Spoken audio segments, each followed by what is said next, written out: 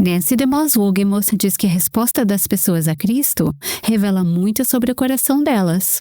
Não existe meio termo. As pessoas estão a favor de Jesus ou contra Jesus. Ou elas tropeçam sobre ele, ou se levantam por meio dele. Ou creem nele, ou o rejeitam.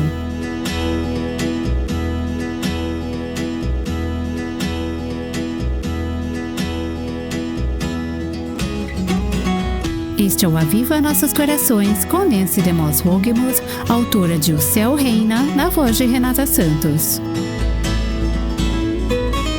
O Natal está quase chegando.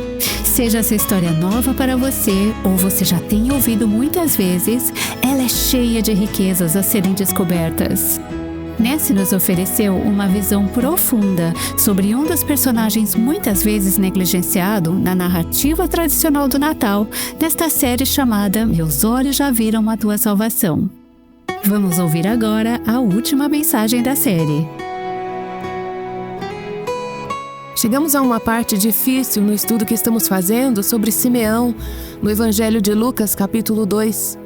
Difícil porque Simeão já havia expressado um cântico de louvor e gratidão ao Senhor por aquilo que ele havia feito ao enviar aquela criança, Jesus, ao templo.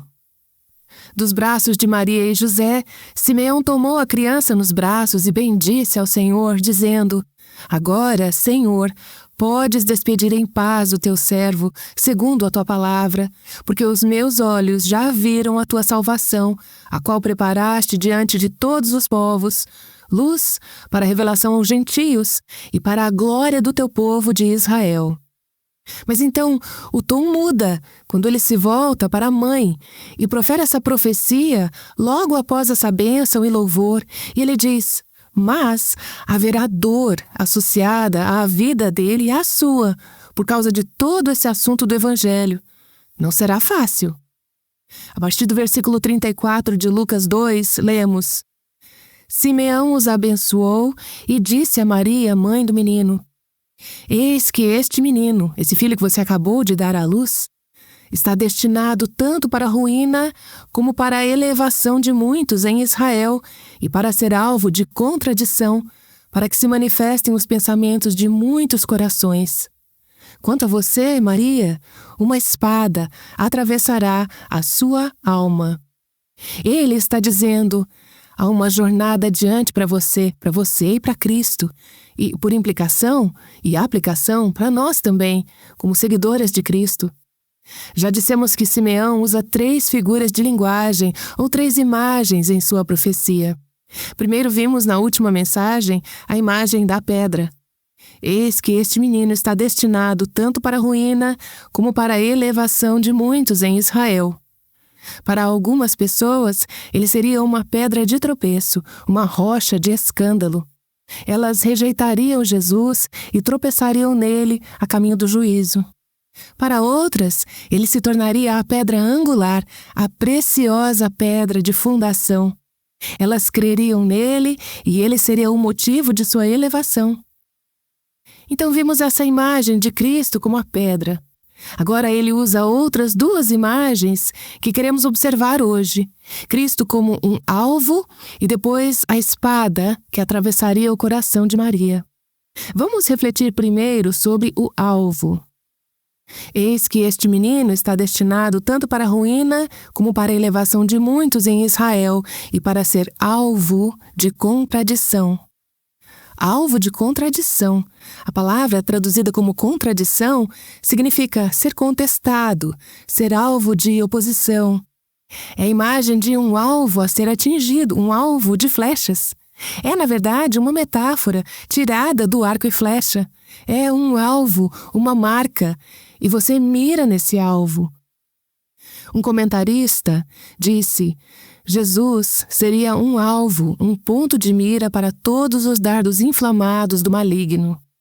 Ele foi um alvo de contradição. Aquele que é o Consolador de Israel, como vimos no início desta série, seria alvo de contradição. Ele veio para trazer consolo, veio para trazer bênçãos, veio para trazer salvação. E ainda assim, esse mesmo Cristo, o Filho de Deus, o Salvador do mundo, seria alvo de contradição. Ele foi alvo de contradição e comentários negativos pelos líderes religiosos, os fariseus, que aproveitaram toda a oportunidade para desmascará-lo, expô-lo, fazer com que parecesse errado, armando ciladas com suas próprias palavras. Eles estavam sempre tentando falar contra ele. Ele foi contestado, em certo momento, por seus próprios irmãos e irmãs, familiares que não entendiam quem ele era nem o que tinha vindo fazer. Isaías 53 nos diz: foi desprezado e rejeitado pelos homens, um alvo de contradição. João 1 nos diz: veio para os que eram seu, o povo judeu, e os seus não o receberam. Ele foi um alvo de contradição. Hebreus 12 diz: considerem aquele, Cristo Jesus, que suportou tamanha oposição dos pecadores contra si mesmo. Aqui estavam pecadores falando contra o Filho de Deus, sem pecado e irrepreensível. Ele foi contestado em seu tempo, foi rejeitado e falaram contra ele. Foi assim que ele acabou indo para a cruz. Crucifica-o! Crucifica-o! Um alvo de contradição. Ele continua sendo um alvo de contradição. Neste mundo de hoje, ele ainda é um alvo de contradição por muitos. Não é impressionante como o mundo se tornou tolerante com todas as religiões, exceto com a crença de que Jesus Cristo é o Filho de Deus, o único Salvador do mundo? Se você fala de Jesus hoje, você se mete em grandes problemas, porque ele é um alvo de contradição.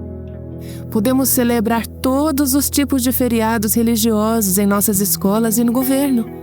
Mas se você falar de Jesus Cristo, o Filho de Deus, o único Salvador do mundo, vão se levantar contra você. Ele é um alvo de contradição. Ele é um alvo contra o qual se fala.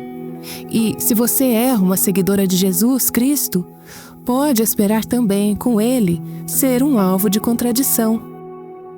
Jesus nos disse que seria assim. Ele disse aos seus discípulos em João 15: se o mundo odeia vocês, saibam que, antes de odiar vocês, odiou a mim. Se vocês fossem do mundo, o mundo amaria o que é seu. Mas vocês não são do mundo, pelo contrário, eu dele os escolhi, e por isso o mundo odeia vocês. Não é por você crer em religião que será perseguida. Geralmente, no nosso mundo, é porque você crê no nome de Jesus Cristo. Quando você exalta a cruz de Cristo em nosso mundo e em nossa cultura, você se torna um alvo de contradição. Então, o que devemos fazer? Pedro disse: espere por isso e se alegre quando isso acontecer. Não se encolha de medo, não se esconda debaixo de uma pedra. Não coloque a sua lamparina debaixo do alqueire. Exalte a cruz, exalte o nome de Jesus Cristo. Pedro diz: alegrem-se na medida em que participam dos sofrimentos de Cristo. Ele foi um alvo de contradição. Você é um alvo de contradição. Alegre-se. Você está participando dos sofrimentos dele. Se você for insultada por causa do nome de Cristo, você é bem-aventurada. Pense nisso. Se você for insultada por causa do nome de Cristo, você é abençoada. Você é abençoada, porque o Espírito da glória de Deus repousa sobre você. Jesus disse no Sermão do Monte: bem-aventurados os perseguidos por causa da justiça, porque deles é o reino dos céus. Bem-aventurados são vocês quando, por minha causa, os insultarem e os perseguirem e, mentindo, disserem todo o mal contra vocês. Alegrem-se e exultem, porque é grande a sua recompensa nos céus, pois assim perseguiram os profetas que viveram antes de vocês. É tolice esperarmos que o mundo fale bem de Cristo e de sua cruz. O mundo rejeita Cristo e a sua cruz. Portanto, no local de trabalho, no comércio, na praça pública, no cenário político, na esfera dos acontecimentos mundiais, não se surpreenda quando o mundo rejeitar o nome de Cristo e a cruz. Simeão disse isso aqui, olhando para o bebê no templo. Ele será um alvo de contradição. Essa palavra alvo significa um prodígio, uma maravilha, uma evidência do poder sobrenatural de Deus. Ele será uma evidência sobrenatural do poder de Deus que o mundo rejeitará. O mundo se oporá a ele, falará contra ele. E se você o seguir, pode esperar viver isso também. Agora, no versículo 35, temos um parêntese. Quero pular esse trecho por um momento e já voltaremos a ele, mas a última frase do versículo 35 diz assim: para que se manifestem os pensamentos de muitos corações. Ele será um alvo de contradição para que os pensamentos de muitos corações sejam revelados. Essa palavra pensamentos tem a ver com raciocínios, o que as pessoas estão pensando, o que está se passando em suas mentes. Para que isso seja revelado, a palavra significa descoberto, desvelado.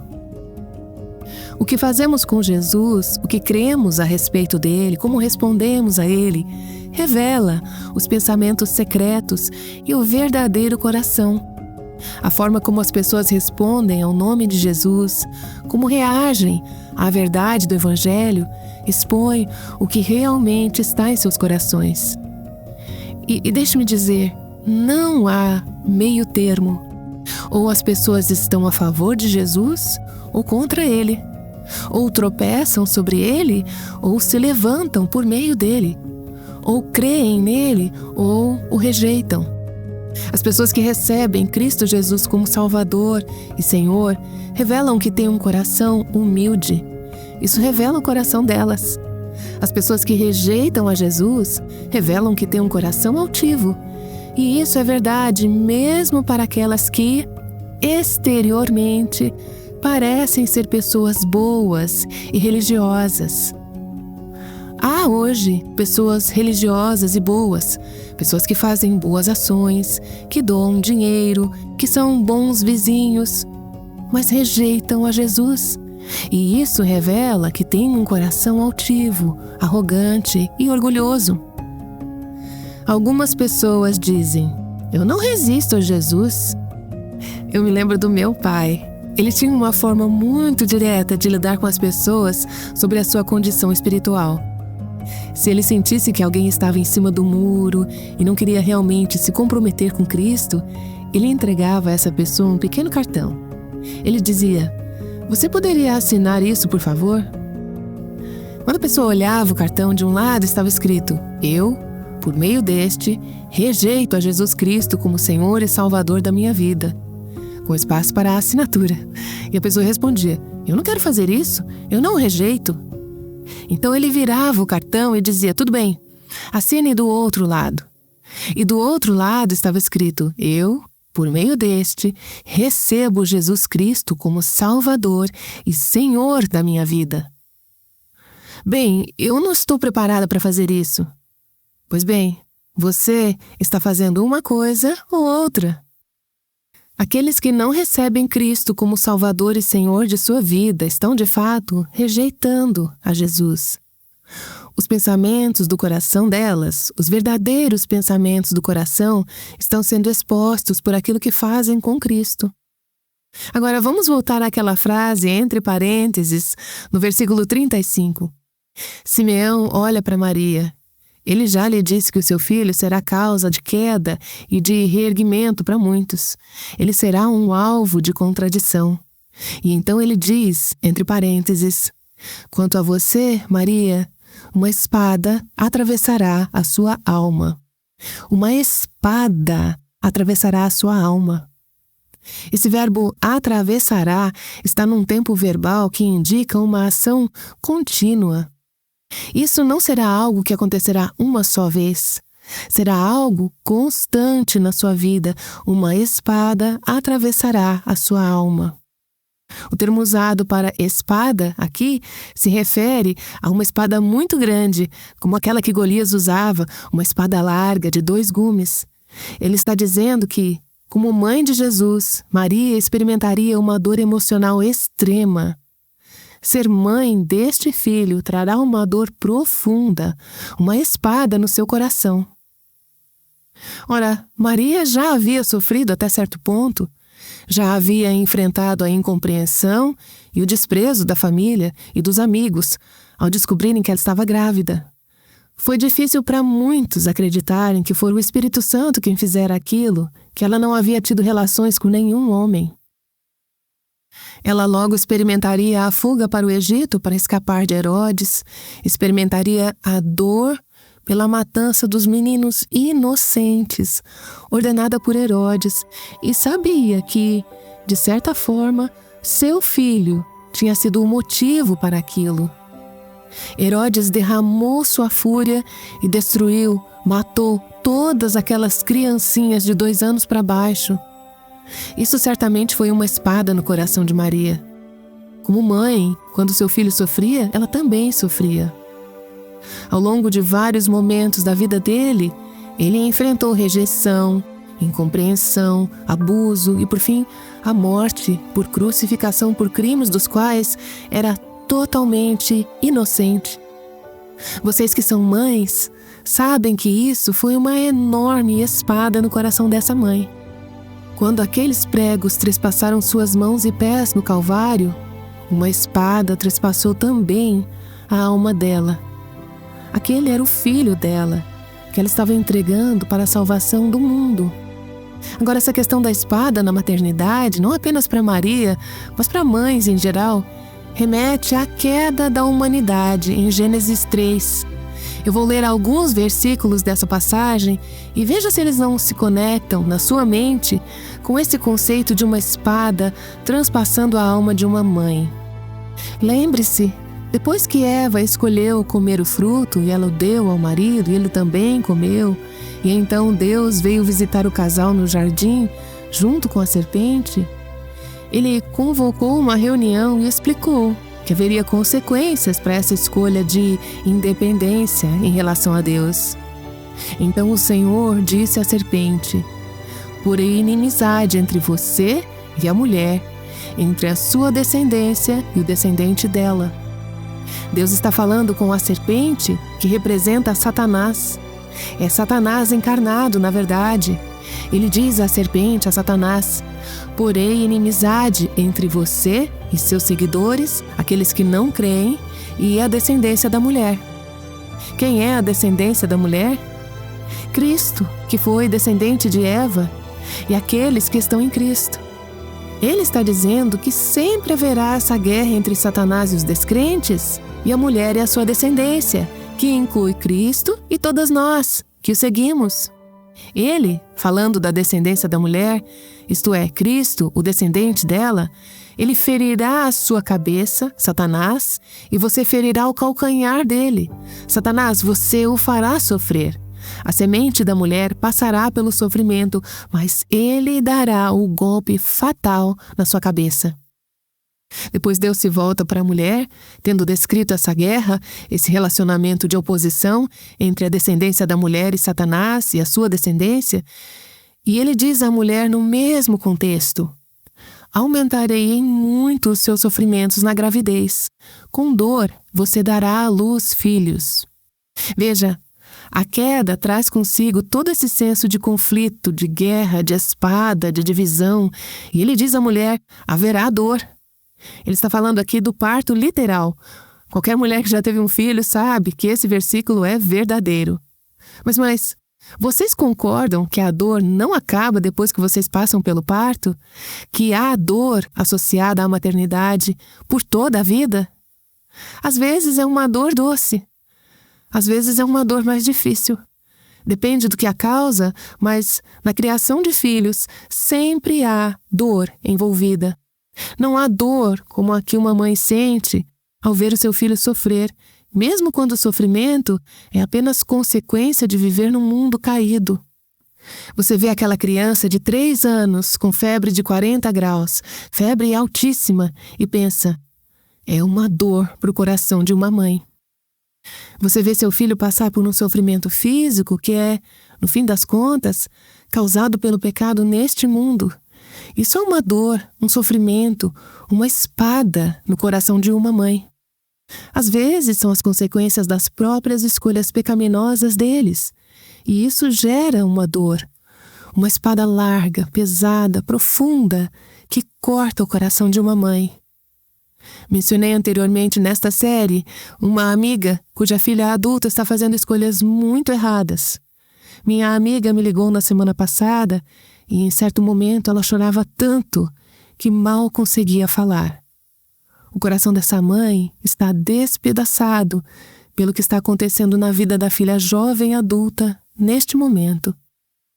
Estávamos falando sobre essa passagem sobre mães que experimentam uma espada atravessando sua própria alma e ela me disse: às vezes sinto, nesta situação, como se uma espada física estivesse atravessando meu coração.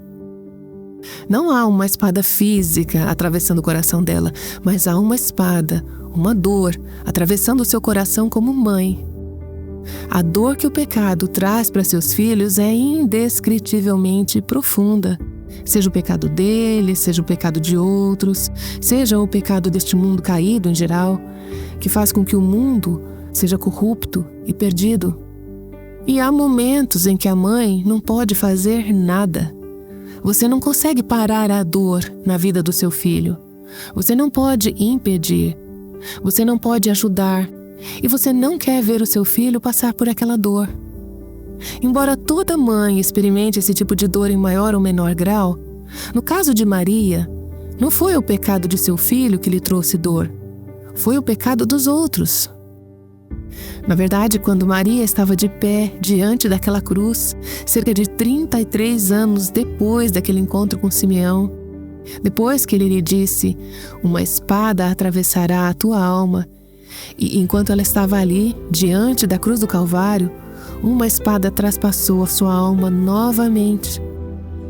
A espada foi saber que não eram apenas os soldados romanos e os líderes religiosos judeus os responsáveis pela crucificação de seu filho.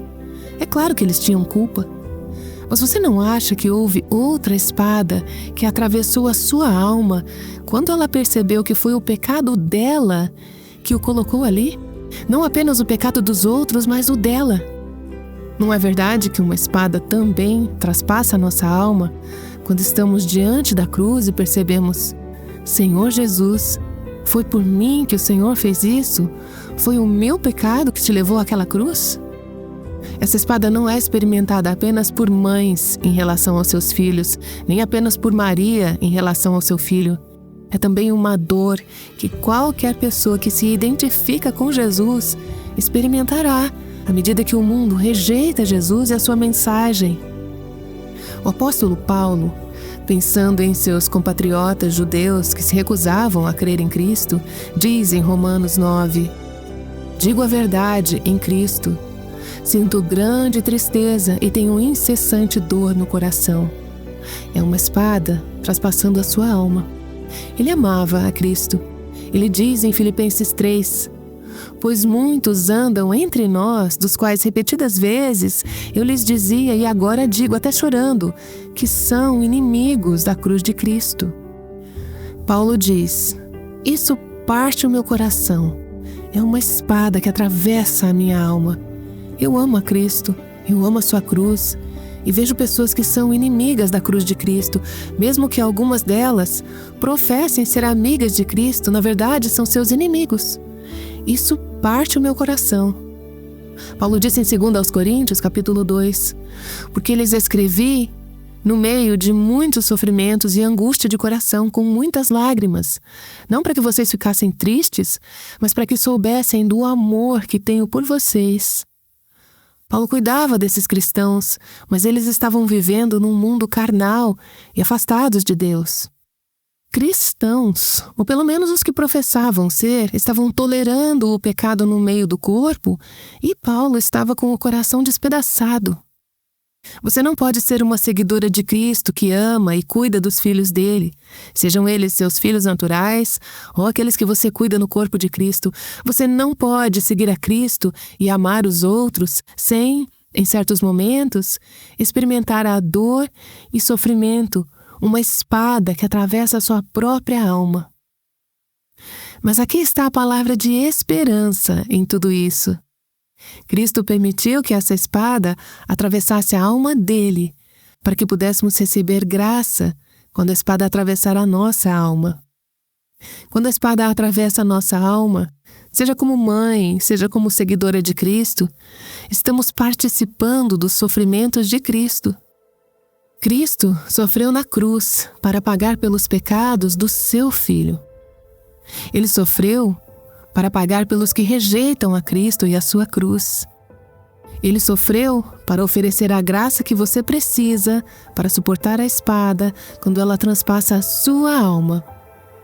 Por maior que seja o seu sofrimento em certos momentos, por causa dos seus filhos ou ao ver pessoas rejeitarem o Evangelho e o nome de Jesus Cristo, por maior que seja esse sofrimento, lembre-se de que o sofrimento dele na cruz foi maior que o seu. Jesus pagou tudo.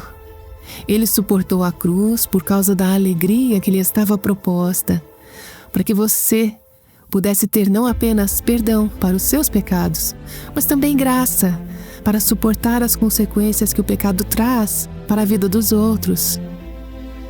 Senhor, neste dia, te agradecemos porque o Senhor se dispôs a ser um alvo de contradição, se dispôs a suportar sem revidar, sem se defender, mas em silêncio, sem uma palavra.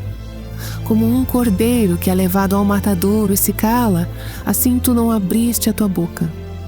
Se dispôs a deixar uma espada transpassar a sua alma, para que, quando nos tornarmos um alvo de contradição, quando nos tornarmos alvo dessa espada, quando ela transpassar a nossa própria alma, ó Senhor, haja graça à medida que levantamos nossos olhos para a cruz e dizemos: Tu sofreste, tu suportaste e, no entanto, ressuscitaste em novidade de vida e também nos ressuscitarás para uma nova vida. Obrigada, Senhor, porque há graça para o sofrimento e há uma alegria, uma glória, uma vida de ressurreição além da cruz que é indescritível e que supera infinitamente qualquer dor que possamos experimentar, seja como mães ou como discípulas de Cristo, quando vemos outros te rejeitarem. Ó Senhor, dá-nos a tua perspectiva sobre tudo isso e ajuda-nos a perseverar. Te damos graça por tudo que nos espera além da cruz e pela graça para suportar a espada quando ela atravessa nossa alma. Eu oro em nome de Jesus. Amém. Se neste tempo de Natal você se encontra em luto ou passando por uma situação difícil, espero que essa mensagem tenha trazido encorajamento ao seu coração. Nancy, você nos ajudou a enxergar a história do Natal sobre uma perspectiva única nas últimas semanas, especialmente ao estudarmos Simeão e o papel que ele desempenhou. Obrigada, Dena. Meu desejo é que cada uma de nós celebre o Natal este ano com um novo senso de admiração e reverência. E lembre-se, essa não é apenas uma história que tiramos da estante uma vez por ano para relembrar. A esperança de Jesus, o milagre da história do Natal, foi planejada para transformar toda a nossa vida, todos os dias do ano. É por isso que o Aviva Nossos Corações se dedica a trazer mensagens cheias de esperança e verdades eternas durante o ano inteiro. Se esta série ou qualquer conteúdo deste ministério tem sido uma bênção para você, considere apoiar este ministério, tanto em oração como financeiramente. Quando você apoia o Aviva Nossos Corações com uma oferta de qualquer valor, está ajudando mulheres ao redor do mundo a experimentar liberdade, plenitude e abundância em Cristo. Visite o nosso site para informações de como fazer a sua doação ainda hoje. www.avivanossoscorações.com. Somos profundamente gratas pelo seu apoio. Estes dias que antecedem a Natal são geralmente caóticos, cheios de compromissos e compras de última hora. Separe um tempo para meditar na razão de tanta festividade e derramar o seu coração perante o único Senhor, digno de toda a honra, toda a glória e todo o louvor. Amanhã voltaremos com mais uma meditação para te trazer mais próximo a Jesus com a série Como Maria Enfrentou o Inesperado. Aguardamos você aqui no Aviva Nossos Corações. O Aviva Nossos Corações é o ministério em língua portuguesa do Revive Our Hearts com Nancy DeMoss Wogemuth, sustentado por seus ouvintes e dedicado a chamar mulheres à liberdade, plenitude e abundância em Cristo.